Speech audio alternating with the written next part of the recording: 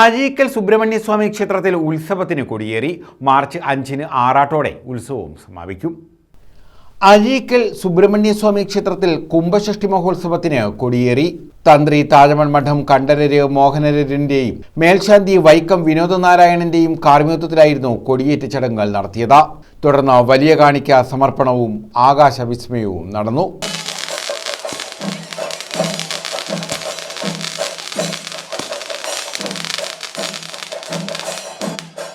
കുംഭഷഷ്ടി മഹോത്സവത്തോടൊപ്പം ക്ഷേത്രത്തിൽ പുനഃപ്രതിഷ്ഠാ വാർഷികവും നടന്നുവരുന്നു.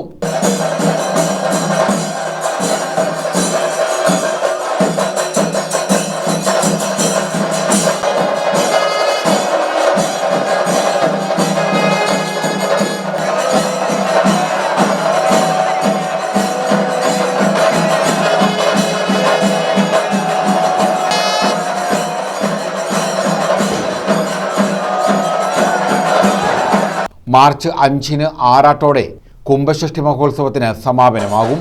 ഉത്സവത്തോടനുബന്ധിച്ച് വിപുലമായ പരിപാടികളും സംഘടിപ്പിച്ചിട്ടുണ്ട്. ഉദയാസ്തമന പൂജ, ഉത്സവ പൂജ എന്നിവയും ഇതോടൊപ്പം നടക്കും. News bureau, Ochira.